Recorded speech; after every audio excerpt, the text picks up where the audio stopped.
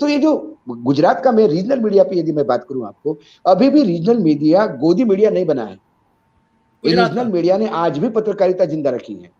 आप गुजरात में जाइए तो गुजरात में आप गुजरात समाचार हो या वहां का जो भास्कर, दिव्या भास्कर है वो हो, या लोकल जो अखबार है, वो अखबार आज भी उस तासीर में है, क्योंकि उन दो गुजरातियों ने पूरे देश को अफीम का चस्का लगाया हुआ या लॉलीपॉप दिया होगा। लेकिन गुजरात के अखबार तो जानते हैं, गुजरात का मीडिया तो जानता है, जो नरेंद्र मोदी और अमित शाह के बहुत पहले से वहां है, तो उनको ये मालूम है ये दो क्या है और किस हद तक जा सकते हैं।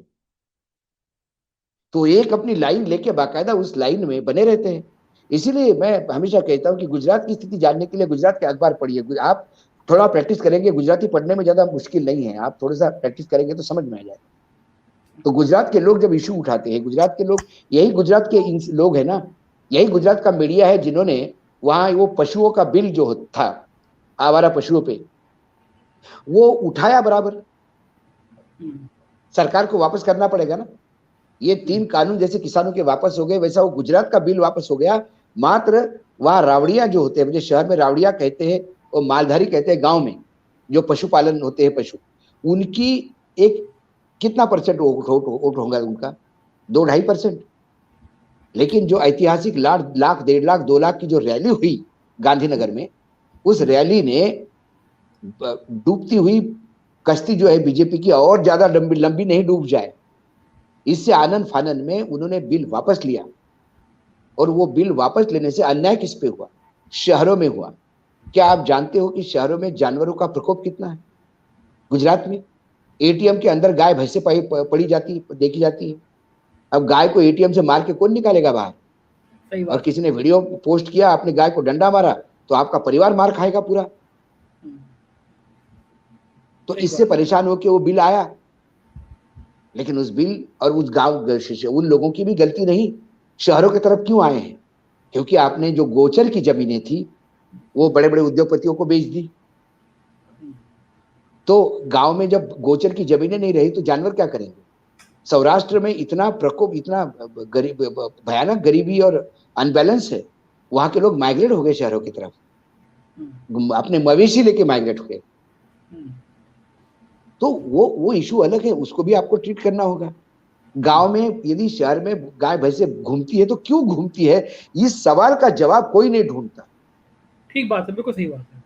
जब तक आप उस सवाल के जवाब को ट्रीट नहीं करोगे, तब तक आप मात्र ढोल टीम अपॉइंट करो और एक नया जगह करो, नई पेनाल्टी लगाओ, 3 महीने की जेल करवाओ, 10,000 रुपए लगवाओ, इससे काम नहीं होगा, इससे विद्रोह होगा। जब विद्रोह होता तो फिर किसान बिलों जैसा हालत होता है, लोगों की बिल वापस हुआ। आज जो सर्वे आया सी वोटर का, तो उस सर्वे से तो ये लगता है कि गुजरात में सब कुछ ठीक चल रहा है भाई, कुछ भी नहीं हो रहा है। गुजरात में क्या हो रहा है? गुजरात में यदि ठीक चल रहा होगा, 2 बातें हैं, मैं बड़ी स्पष्टता से कहता हूं, कटु बातें हैं, लोगों को लगेगा मेरे शब्दों का चयन शायद गलत है। यदि गुजरात में राम राज्य चल रहा है, पिछले 27-24 साल से निरंतर गुजरात में सरकार बीजेपी की है, 24 साल से निरंतर, उसमें 12 साल नरेंद्र मोदी जी के हैं। तो गुजरात के लोगों को लग रहा है राम का वनवास 12 साल का था, इनका वनवास अब 24 साल का हो गया। मैं वनवास इसलिए कह रहा हूं कि जहां राम राज्य चल रहा है वहां एकाएक यदि पूरी कैबिनेट आप बदल देते हैं, सही बात है, मुख्यमंत्री सहित, तो इसके मायने हैं कि वहां कुछ बहुत ज्यादा गड़बड़ हो रही थी। ठीक बात। और गड़बड़ नहीं हो रही थी तो फिर नरेंद्र मोदी और अमित शाह इतने झक्की हो गए, इतना मद आ गया सत्ता में उनका, कि दोनों बैठ के फाफड़ा जलेबी खा रहे थे ऐसे करके, बहुत दिन से कुछ हुआ नहीं। बोले गुजरात की सरकार बदल दी भाई साहब, बोले बदल दो यार, क्या पड़ा है, पर बदल दी। मैं उन दोनों को ये तो नहीं मानता, मैं उन दोनों को बहुत सीरियस पॉलिटिशियन मानता हूं, ठीक बात है, बहुत माइक्रो लेवल पे स्टडी करने वाले पॉलिटिशियन मानता हूं। और यदि वो राजनीतिज्ञ है, माइक्रो और अंतिम बिल्कुल छोटे लेवल पे जाके स्टडी करने वाले, फिर उसी चक्कर में उन्होंने गुजरात में सरकार बदली, इसका मतलब गुजरात में बहुत ज्यादा गलत हो रहा था कि एक मंत्री भी इस लायक नहीं समझा गया कि जिसको सरकार में रखा गया। उसके बाद नया मंत्रिमंडल है, आप बताओ गुजरात में सौराष्ट्र में बरसात में भयानक फ्लड आ गई इस बार, सरकार उसके लिए कुछ नहीं कर पाई, वो इशू सरकार के सर पे है। नकली शराब से 42 लोग अभी भी मरे हैं। ये मैं नई सरकार आने की बात कर रहा हूँ संजय भाई। पुरानी सरकार का तो पाप उन्होंने सरकार डिसॉल्व करके पुरानी सरकार पे दे दिया। जब हम बोलते ना कि अरे वो आदमी नहीं रहा तो उसकी दुश्मनी क्या, किसी के मौत होने के बाद आप बोलते उसके बारे में बुरा नहीं बोलेंगे, अब वो रहा ही नहीं तो क्या है। इन्होंने वैसे ही किया। अरे उस सरकार के बारे में क्या कहना, उस सरकार रही नहीं तो अब क्या बात करें उसकी। अब नई सरकार की बात करें, भूपेंद्र पटेल की बात करें।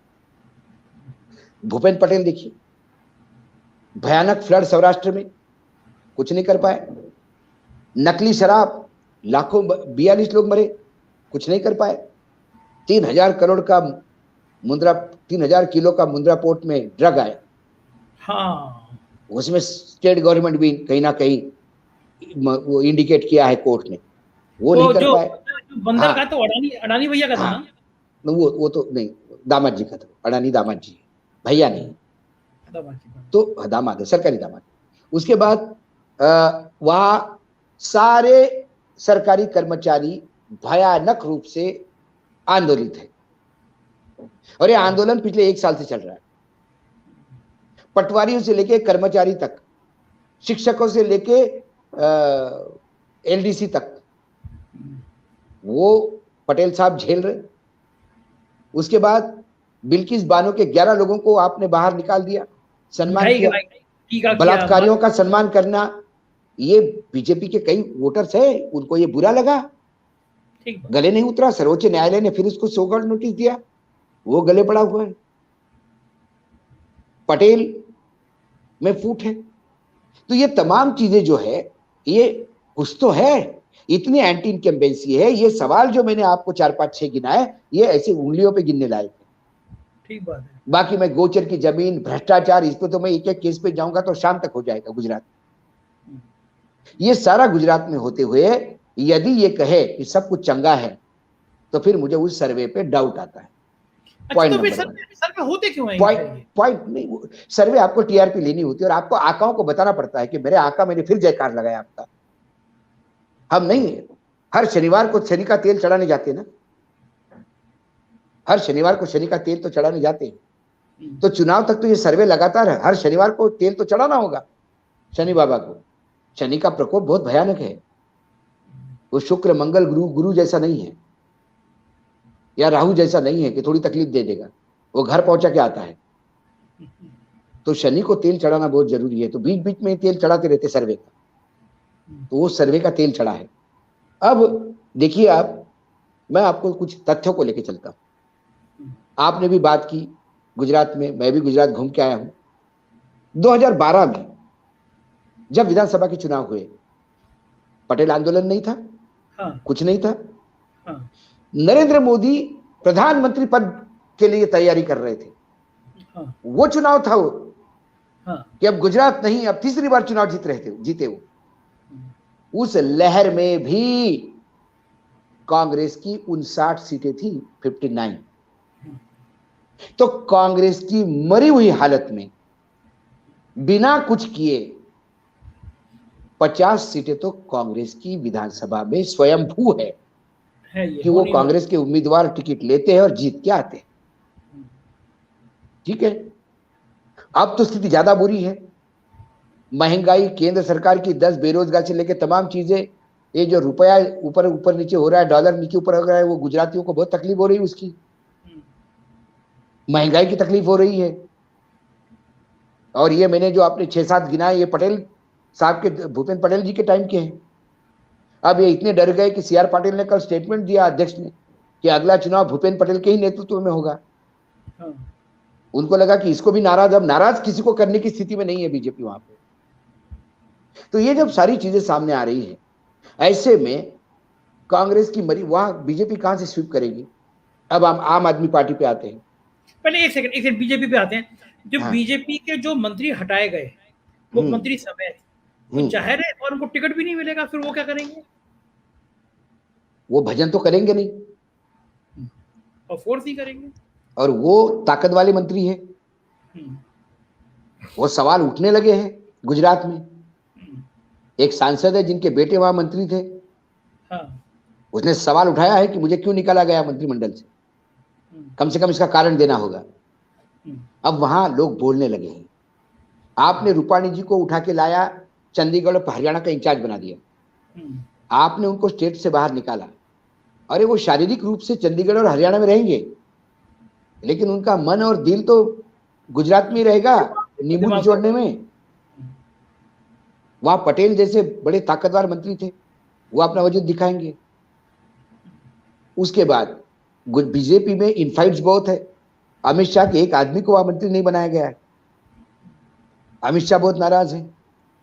अब वो भले नाराजी दी दिखे, लेकिन ये खेल क्या हुआ?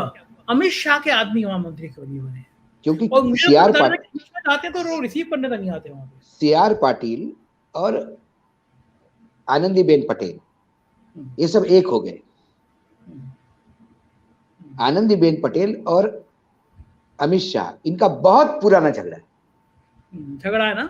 और ये जो बंटवारा था सत्ता का, वो सत्ता का बंटवारा जो वहां के लोग बताते हैं, जब हम जाते हैं या कार में तो जाता हूं, तो आपको पता है ऑटो वाले से लेके कंपनी के मैनेजिंग डायरेक्टर तक सबसे मिलके जरा पूछ लेता हूँ क्या है क्या नहीं। तासीर राज्य को समझना है तो बहुत जरूरी होता है। तो उस समय मोदी जी के समय मोदी जी बाकी सब देख रहे थे, बाकी जो काम लोगों को निपटाने का, ठिकाने लगाने का, औकात में लाने का अमित शाह जी करते थे। और सारा लेन देन का मामला, मतलब जो भी कई डील्स वगैरह जो भी कुछ है, एक दूसरे को फेवर करना, किसी से फेवर लेना, ये सारा आनंदीबेन देख रहे थे। इसलिए वो मुख्यमंत्री पद आनंदीबेन को देके अमित शाह जी को साथ में लेके आए। लेकिन किसी बड़े दरबार में सरदार होने से अच्छा किसी छोटे राज्य का राजा होना ज्यादा बड़ा होता।